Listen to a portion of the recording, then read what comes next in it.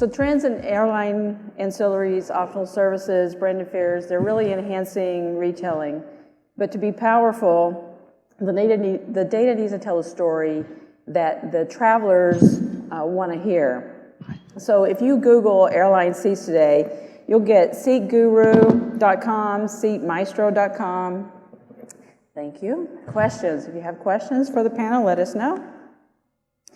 And you'll also get seatexpert.com, and those are just to name a few of the websites that'll come up in that search. And they're all about airline seats and trying to help the consumers really understand what their travel experience is going to be. They're helping the traveler choose the perfect seat. So as airlines are competing in the marketplace, you're probably competing with multiple airlines at any given market, and you have a significant number of your product offers in multiple distribution channels. So whether you're bundling your seats with a fare, charging extra, or you consider yourself a full-service airline that would never ever charge for a seat, it's always important in today's world to really promote your product. But what does it take to get the right product to the market? In today's competitive world, we need to show all the options to our consumers. And we need to get all the data in the right place to know that we're making the right offers. So how do you stand out? Well, at ATPCO, we find it so important that we brought Route Happy into the family, and we're very excited about that. We want to put all the data together, so we're working on optional services monitoring, analysis, and retail view. And we also, as you heard yesterday, looking at how do we help the next generation storefront.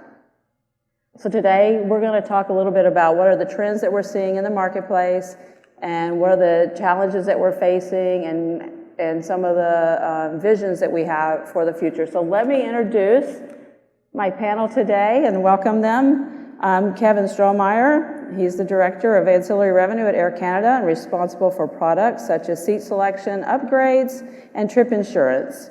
He's reporting into the revenue management, and his team works with e-commerce, product distribution, and marketing to optimize and grow ancillary revenue through improved merchandising, new product development, and the integration of ancillaries into a suite of fare brands.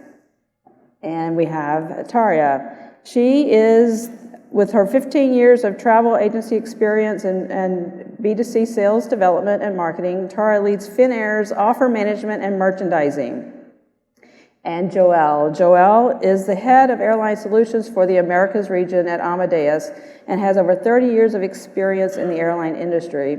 Her background involves positions at airlines, system providers, and industry organizations. So thank you for joining me on the panel today. Thank you. So let's start with just kind of you guys giving us an introduction of your thoughts on the trends and challenges that we're facing, and maybe a little bit about where we go from here. Kevin, would you like to start? Sure, thanks, Carrie. I'm responsible for ancillary revenues at Air Canada today, but my background really is in revenue management and pricing specifically. I was responsible for our fare implementation team for a number of years before I took on this new role. So as part of optimizing a la carte ancillaries, I was also tagged with the job to reinvent our branded fares. And I have to be honest, as a company that started this process in 2003, when there really were no standards at all. I mean, we really went to travel agencies in Canada with pieces of paper trying to explain to them that if you book this booking class, your customers will get these products, to where we are in the last 5 years and getting better as we go along. It's been really enlightening. I think we do a really good job in ATPCO in particular in terms of developing standards that allow our customers to get a sense of what they're going to buy and see it in a shopping display and make informed decisions on what products they want to purchase and how they want to fly. And I'm also really encouraged over the last day in hearing about some of the efforts with Route Happy and other products that will allow customers to see across airlines and how those products will work between themselves and within different channels, including indirect channels. I know our uptake is not as good in indirect channels as it is in direct, but I have to be honest, it's getting a lot better than it was in the past. Where I see a huge gap still is in terms of, ironically, us recording what customers bought. I think we've done a really good job now in terms of letting our customers see what they're purchasing and all the flows, but we really give our frontline staff very little information in terms of what they're supposed to deliver to our customers. There's very little information recorded in the P&R. If you're booked in one system and now you're servicing them in another system, the agents in many cases are just blind. You take that to the next level, which is where we are now in terms of working with our partners and trying to get our products to work on our partners' carriers and have them recognize what products we sold to our customers so that the customer can really just get what we told them they were going to when they purchased the product. I see that as probably the most significant gap in the short term, and the one area we need to really focus on as an industry to make sure we can keep our customers whole and truly operationalize this revenue stream. Thanks. Thanks, Kevin. Tara? Yes, let's try this. I guess it sounds okay. I must say that when I was first asked to participate in this panel with the title No More One-Way Mirrors, I was a bit puzzled. But then giving it some thought, it came to my mind that maybe it means that instead of the customers seeing what we have to offer, we also need to see the customers and get to know what they are after. So I thought I would say a few words about personalization and what we want to do with it at Finnair.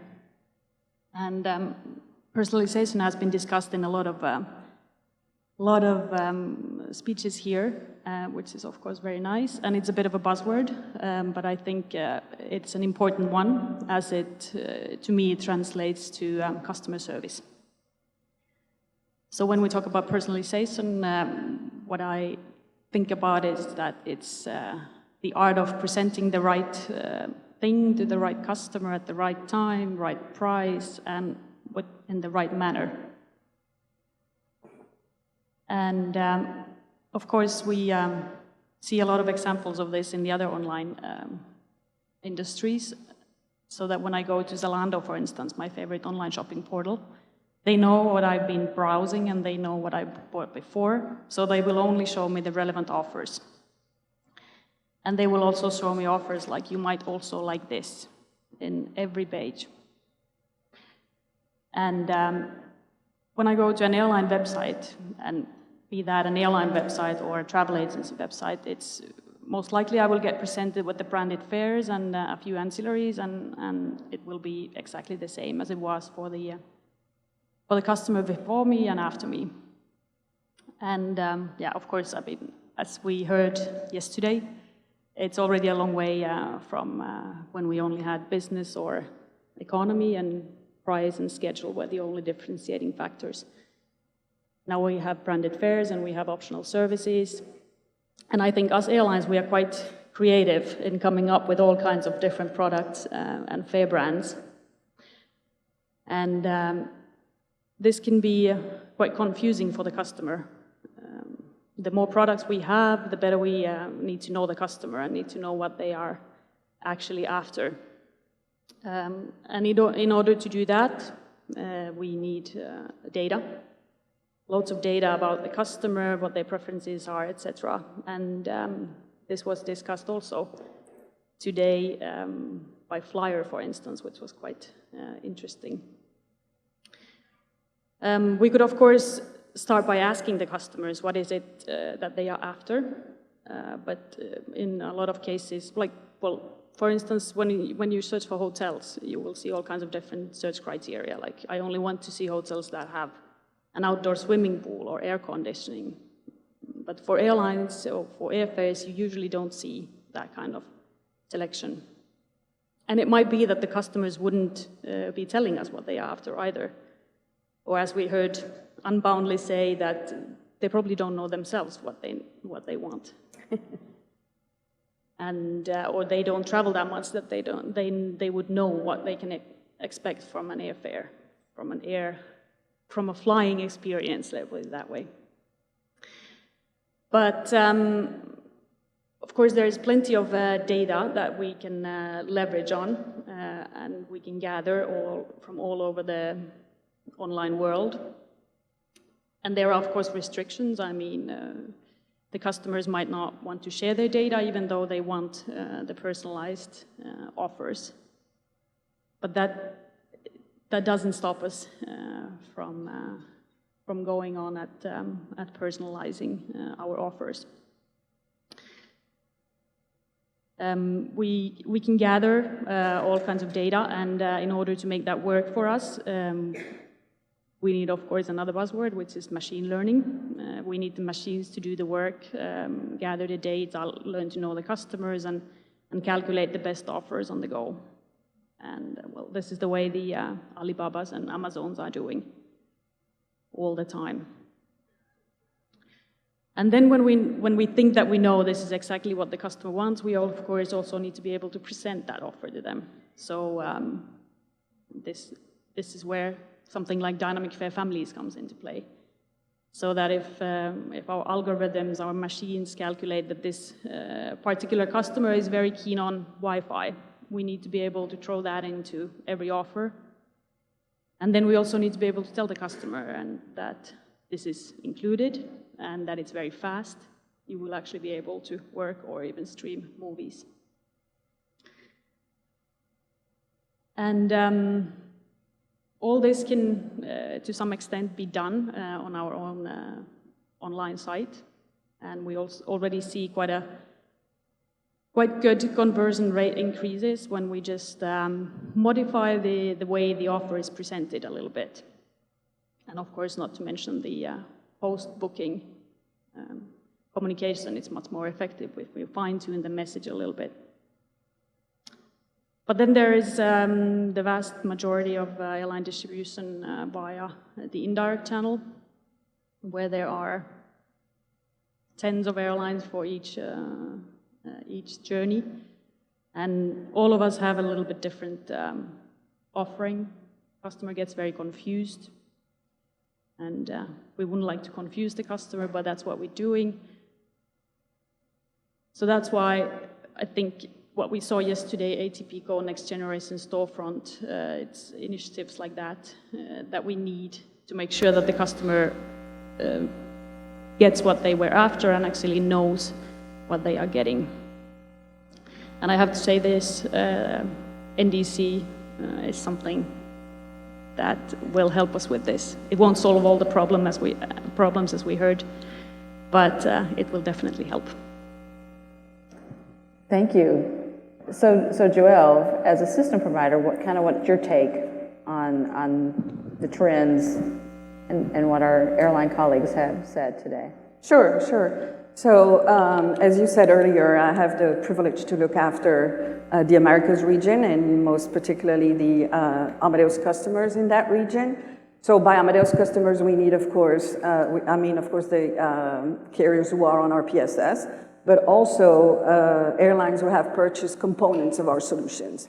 We do sell components such as, DCS plugged into another PSS, or shopping tools, or our e-commerce, or even our, load planning. But, so those are all Amadeus customers, and they are my people. Having said that, what I would really like to focus on today is on ancillaries. When the ancillary trend started, airlines were really focused on seats and bag. We know primarily seats and bag represents the majority of the ancillary revenue. I'd like for us to move a little bit beyond that and really talk about a total offer that can be comprised of many other services and products. For example, not necessarily coming from the PSS, but also from third parties. Hotels and cars and parking and deals and all kinds of things that enhances the customer experience. To me, a successful ancillary sale is not an ancillary sale that just only optimizes the revenue as a plus, as an upsell, but also that adds value to the customer experience. And in order to add value, you need to know what the customer wants. So back to what Tarja was saying, I think it's very true that data is extremely important, not only gathering this data, but really understanding it. How do you turn all this raw material that you have and all this data that you've gathered around customers into true intelligence? What does that represent, and how are we able to really make smart choices and really leveraging the technology that these airlines have through Amadeus in trying to really offer the best possible solution that will enhance the customer's journey and that understanding that's what they really want. And back to what Tarja was saying, I think sometimes customers are a little confused about what they want also. This said, there's a bunch of automation there that is able to make that a little bit easier. And let me talk about simplicity. Ancillaries have got more complicated over time. They're supported by EMD, who's supported by an e-ticket, who's supported by a PNR. And this entire Bermuda Triangle is a little bit difficult to manage from an automation perspective. But this doesn't mean, this is where we step in, because this doesn't mean that this complexity, we need to shove it in the face of the traveler or in the face of the consumer. I think we all have been in front of airline agents who are more concerned about keystrokes and how to make this work, and they're really focusing on their screen instead of focusing on the customer. That's because, that to me is a sign that automation is not at its best and it's not helping. So what we really need to do is provide the technology that allows the consumer on using an airline website or using a call center or using any other outlets that the airlines provide, a very simple way of purchasing what they really want. Facilitating their experience online, because competition is a click away, easy. So ensuring uptime performance, no latency in the dynamic bundling of the offers, and really providing the science behind it that optimizes the price, understanding forecast. Marcel yesterday was talking about ancillary science. I think it has become a science. We are beyond the point of just understanding what you want to sell, but really how you want to sell it and what is the willingness to pay of your travelers, your customers. All of this is super important to make sure that even before the passenger steps on the plane, that he has had a successful experience through shopping, through fulfillment, through being able to the kiosk, to being able to getting all these documents or his documents on the mobile device. All of that needs to be fluid. There can't be any hiccups. And if, unfortunately, disruption exists, reaccommodation exists, passengers change plans, we have to keep all of that, these offers completely in full integrity to make sure that we don't let down the customer because we've forgotten that they have pre-purchased a bag or they don't have a seat available in the aircraft because they have been disrupted and they are in on another plane that does not provide this premium seat that they had purchased. And that we can anticipate and already provide them either with a credit or a notification on their phone, just letting them know what is happening. So it is to me very, very important that technology at the service of the airline provides the fluidity that is required in ancillary sales and ancillary service. So given that and the requirement or the need for really customer focus, so from an end-to-end perspective then, what do you think are the key next developments for, say, branded fares or ancillaries that will help achieve that seamlessness or easiness for the consumer and for the agent or agency serving that passenger? I think from a science perspective, we're at a critical tipping point. Our inventory systems are so geared now towards dynamic fares or understanding exactly what price is in the marketplace. And at least for Air Canada, the idea of brands and ancillaries are becoming such a sizable component of the revenue equation that it's starting to compromise our ability to forecast and optimize correctly. We desperately need to start making headway in the space of the total offer optimization, the ability to recognize whether a customer who is competing for a seat with another customer has the potential to purchase trip insurance, an upgrade, maybe seat selection downline, and somehow incorporating that into the original decision to sell the seat to the customer in the first place. That's the next step. It's not in the interim for me, but it's someplace we need to get to relatively quickly. Okay. Tara, or... Yes, going more back to your question that what are the most important things for the end-to-end process to work from the customer point of view? Of course, one thing that we have talked about here a lot is being able to sell. But then what Joël was saying, that when changes do happen, we need to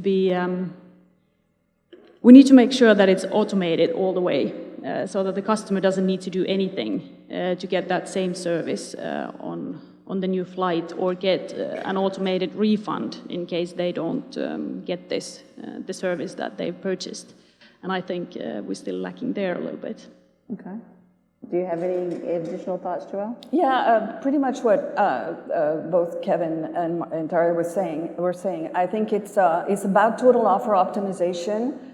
It's not necessarily, it's a balance between understanding when decreasing your fare, adjusting your fare, maybe raising your ancillary, because you understand that this is what the consumer will purchase. All of this intelligence behind it, behind total offer optimization, to me is really key, and understanding a little bit more about customer behavior. Tara was talking about machine learning. So if a customer has been disrupted 5 times, or the airline has lost their baggage 3 times, maybe we should know this. And we do know through the data and through customer experience management and through the tools that we provide, we are then able to make up for it.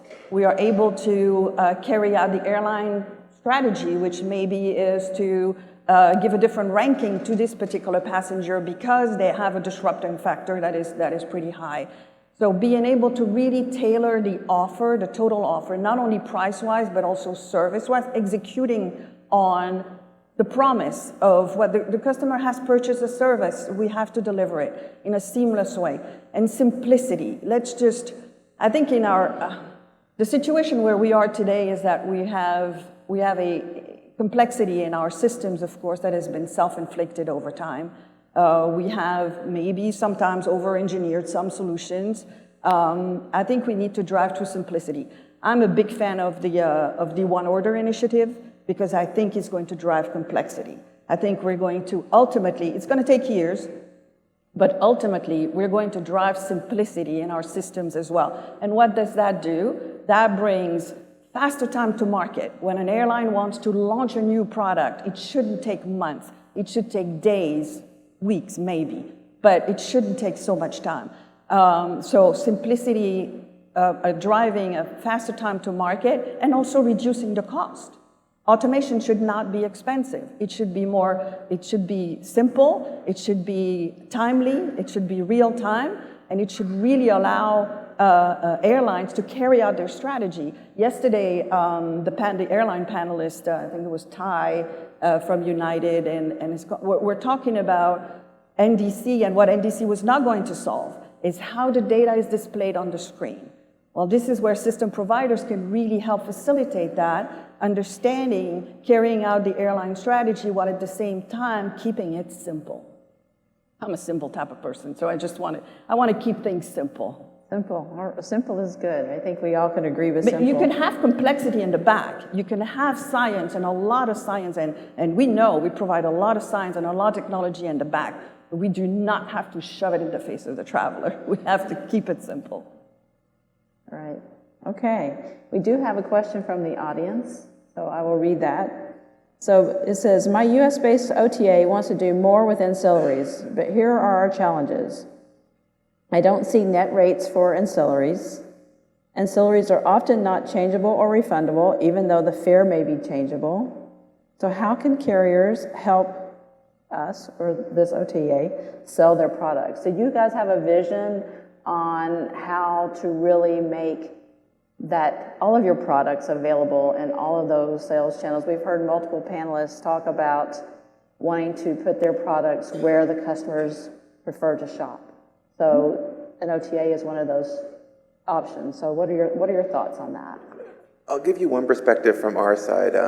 We would like to have more of our ancillaries on the shelf in all of our third parties, but it's complex. If you go back to the introduction of EMD, From my perspective, it was a very over-engineered solution. It just became very hard for everybody to adopt it and get to a critical point where we had enough people doing it that there was widespread use so that everybody could participate in it. I think to the point earlier, we need to find simpler solution. There's also some just barriers to it. If you take seat selection, a lot of OTAs put seat selection up front. And for our selling solution to work, we need to know what brand the customer purchased before they see the seat map. So a little bit of those things in terms of how things are ordered for customers and an easier way for us to get the information to the partner so that they can display it correctly for the customer. I think those are the areas that we need to work on collectively. Okay. Yes, these are quite basic things, I would say, and they are so true, that most of the ancillary is non-refundable, non-changeable, because we can't do it easily on the back-end processes. And this is something that we are trying to simplify very much so that we can have this seamless process in case of changes and refunds, as I was saying earlier. And hopefully that will take out some pain from the sellers as well, because of course you shouldn't sell a meal that you can't get, but you can't get a refund either. I mean, Joyo, your company and companies like you are helping facilitate some of these OTAs from a pricing and shopping perspective. So what role do you see? What can you guys do to help that transition a little more as well? So, and that's actually, it's a very, very good question. I think adoption of industry standards is a push to simplification in some cases, and in most cases it does, because it industrializes solutions, and it's supposed to drive simplicity. In some cases, as Kevin was saying, we have over-engineered some solutions, and I personally don't like it when technology is in the way of being able to provide more services. It shouldn't be in the way, it should be an enabler. So I think driving towards simplicity of the systems will automatically generate more products and services being offered out there throughout the channels. We are trying to be omni-channel. Of course, industry standards play a big role in that. But I do believe, once again, that sometimes we are pushing the standards a little bit too far to the point where we drive complexity. Interline EMD, for example, is another example of complexity, where now the industry is moving back and saying, hey, why don't we just do collect and keep? Because it's just much more simple. And I have to agree. I think in some cases, I think it's beneficial to take a step back and get a reality check and say, what are we really building here? Now, again, I do believe that, as Tarja was saying, we need to leverage what we know about customers, and it can be an airline's policy that some ancillaries are non-refundable, and that's their policy. At the end of the day, it's the airline who decides. And it's the airline who carries out their merchandising strategy, and we are there to support them and execute on that strategy. So we've touched a little bit on revenue management of ancillaries this week, just a little. So I'd really like to understand kind of y'all's perspective and thoughts on the move to more differentiated ancillary pricing. At ATPCO, we've seen just the seat content grow tremendously in the terms of the number of sequences that airlines and price points that they're putting out there. So what are you guys' thoughts on that trend, and how is it really going to drive additional revenues for your companies? Yes. As I see it, well, if we take the customer point of view on ever-changing ancillary prices, I don't think it's any different than what they've already seen with the flight prices. They will change all the time, and they will be different based on where you buy and when you buy and what's your destination. So from a customer point of view, because this is something that we have actually discussed as well, that will it be confusing for the customer again if we start differentiating our ancillary prices as well?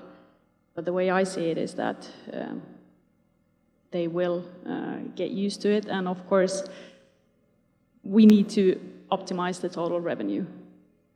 We can't optimize just the ticket price. You have any thoughts, Kevin? I come back to what we talked about yesterday with Route Happy. I think customers are going to start to require and request more information of how their total price is changing versus other options in the marketplace. I'm encouraged by what we saw yesterday with how we're going to try to get there, but I think our partners are going to solve customers' problems if we don't do it quickly, because customers, as we start to get more dynamic with ancillaries and prices vary, customers are going to want to see how much it costs to fly this airline with these things versus the other airline at the same time. And as an industry, someone's going to provide that information for customers quickly. And as we move down the dynamic pricing metric, I think we need to make sure that that infrastructure is in place if we're going to do justice to our customers so that they have the ability to see through all the different pricing changes we're making on a daily basis. Awesome. So we have several more questions from the audience, and thank you, audience, for those questions. It makes my job easier. Thank you. So Joelle said one order would solve industry challenges. So how do we view one order, and should one order actually be owned by the GDS? So what are your guys' thoughts on one order and what it might actually do for the world? I'm happy to take it because one order is my pet project. I really believe in it. So I did say it was going to take some time, right? Because we are not where we are today just because we decided these solutions were built over time. And I think it's going to be very important to transform our industry from where it is today with all the reasons why we have built the systems we have built into where they want to be in the future, where technology really truly enables them to implement things faster and seamlessly and be completely interoperable between systems as well. So it's going to take some time, but I do believe that we need to really seriously take a look at it. We as Amadeus have always been very keen to pilot every new industry standards, right? And you know, we were the first to release EMDs. We love that stuff. So we partner with IATA very closely. IATA is really driving the One Order initiative, and I think it's good because IATA has the leverage and the power to do this. And we have already developed some prototypes. One prototype was with British Airways, where we really tried to test end-to-end whether simplification of the entire reservation process and offer and order process were possible. And it's proved to be possible. And since then, the prototypes have, I believe, have emerged. But I think we need to continue to research together with airline collaboratively and work on this industry initiatives, which I think is really important. It is critical because I think we have reached a point where complexity is a little bit out of hand. So I do think it's going to drive a lot of simplification. I think it's going to remove some old records that exist today. For example, a copy PNR here and another copy PNR there and a bunch of automation to keep those in sync. I think we need to rethink. And I think it was Kevin yesterday who talked about, no, it was John from ATPCO who talked yesterday about think like a beginner. And I couldn't agree more. Because if you ask experts, they're going to overcomplicate things. And I'm guilty, I'm an expert too, right? But I really try to rethink the basis of all of our solutions to try to see how we can improve in a time where you can go to a store and purchase something and then display your account online on your phone and see that your bank account has been debited instantly by this purchase. We need to be able to be more fluid as well. And so I think as expert in the industry, we have a responsibility to get back to the basics and think as beginners and challenge why are we doing this? Why have we been doing this? Do we really need just again, let me pound on EMD like Kevin was doing. Do we need this complexity? Or is there a way to do things a little bit easier, faster, based on all the data we have collected and that we know, and the processes that we are now very familiar with? Think as a beginner. Tara or Kevin, do you have any thoughts on this one order and how it's going to change our lives? I'm not really as versed as I should be on one order at this point. I see it as increasingly as a silver bullet to my issue of information getting between myself and my partners back and forth, keeping the customer whole, like everything in one place. But when I go back to the implementation of NDC and some of the other standards that have come over time, I just hope it works a bit more seamlessly and a bit tighter, where you don't end up with our partners on different versions, trying to catch up. The one nice thing about fares is fares are predictable. When I started pricing in the 90s, they weren't. You had to send your messages to each of the GDSs, and then after the fares were released, you checked and made sure that they worked the same in all the systems. Today, we take for granted that pricing just works. You file a fare, and it works everywhere all the time. Right.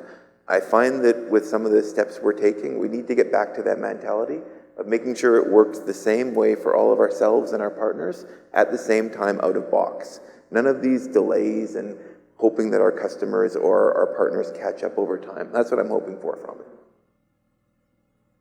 Yes, very much hoping for or waiting for the simplicity that one order will bring. And again, if looking from the customer point of view, why should it be any different than any other online purchase they make, that they have their offer, everything they've purchased in one place? And I think if us airlines, if we want to become true retailers and start selling other things than flight-related ancillaries as well, this is where we will definitely need something like one order. Absolutely. And we have tools that can do that, right? At Amadeus, we've developed a digital API. We want our system to be open, more open than it ever was before, being able to integrate third party. Kevin really rightly said, I want all my partners to work together with my content. I want interoperability. I want serviceability. I think in Amadeus, serviceability is a huge focus. We are not in the world where systems are closed and we just kind of share what we really want to share through certain interfaces, and we're cautious about this. No, we're in a world now where systems need to be open, and it shouldn't be painful to integrate. That's where the future is, in my opinion. So that's the goal to get to, right? Yeah, and that's not painful to absolutely implement. All right. So I'm going to shift a little bit to branded fares. Branded fares is like the #1 topic at my desk in the office, I can tell you that. So we have a question on brands. So I'd like to just ask this question. So if we imagine a future shopping experience that has, say, 1 to 5 stars, where 1 is very basic economy and 5 is high-end first class, is the panel, so this is to you guys, good with the idea that you can fit all of your ancillaries within a 2 to 4 star, bandwidth there? So, and we know that ATPCO, we just opened up the ability to create more than 10 branded products in the marketplace. And the industry is moving to more than 10. So how does that fit with this question of 1 to 5 stars and having everything kind of be in that middle? What are your thoughts on that? If you asked me a couple of years ago, I would have said no way, honestly. But having seen what we've put some of our partners through in terms of asking them to please display us correctly and then asking them at the same time to try to display us and 99 other brands in the same screen, I'm not sure if it's 5 fixed columns, but I think there's 4 or 5 anchors. And I'd like to see a shopping display where there's a bit more grayness between the brands. You can move the price. It doesn't have to be linear straight up and down. You can have your 4 anchors along the top that form the tenets of what customers want in terms of attributes, and you should be able to swing prices a bit to the left or a bit to the right, just to add context for where the products sit within each other. Because I think you get too hard and fast if you just say there's 5 columns always. Yes, I think this column approach that we were looking at yesterday as well, it's a very good starting point, but again, I'm talking about customer-centric and that we should be showing the customers what they are looking for and highlighting the things that they know that they value or we think that they value. So 5 is probably too much. If I could add one thing, I'd really like to see a shopping screen as well, where customers can just pick which ancillaries they want and see the all-in price across their carriers. I think that's coming. If I was a consumer, that's what I would want. I wouldn't want to have... Are you a consumer? What? You are a consumer. I'm a consumer, but as a consumer, that's what I would want when I'm shopping. Okay. I would want to just be able to mix and match the attributes and see what the price changes as. Yeah, flexibility, I think, is really important. I think if you can have multiple fare families, that's as many fare families as you really want. To me, the priority is really to differentiate these offers and make them different enough that the consumer can clearly understand the value of each. Because if they don't, what are they going to do? They're going to go for the cheapest. So if you enrich your fare families with relevant ancillaries, create what we work on at Amadeus right now is dynamic fare families and bundles. So being able to create on the fly a fare family of your own that you think works for you. Maybe it could be like a speedy boarding and a Wi-Fi on board. And by the way, I have a credit on this airline, so I'm going to use my credit, my digital asset, to pay for my Wi-Fi on board. I don't have to prepay upfront. Or I mean, just giving you an example. Being able to have relevant offers that are very specific to what customers want, and all of that, of course, based on the intelligence that we have gathered and what we know what consumer wants. I think that is going to be a driver. As long as there's clearly an added value in each of these fare families that is presented in a way on the screen that is easy to understand. Again, competition is a click away. If you're not clear, and I'm a consumer, I lose patience very quickly on websites that are not clear. And again, I think it was said yesterday, if I don't have a good customer experience, even before I set foot on a plane, if my shopping experience is not optimal, I'm just gonna go look somewhere else. I just apply the things that I would do as a consumer to my everyday work, and sometimes, if an airline offers very limited differentiation between their products, you're just going to go for the cheapest. So with that, I think we have time for one quick question, and it's simple.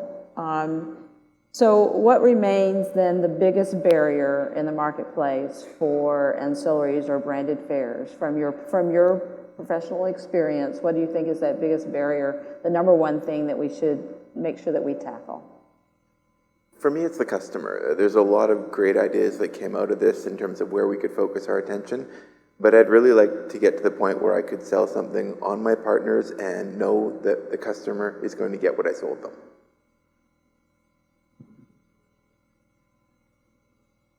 The biggest barrier, yeah, it's probably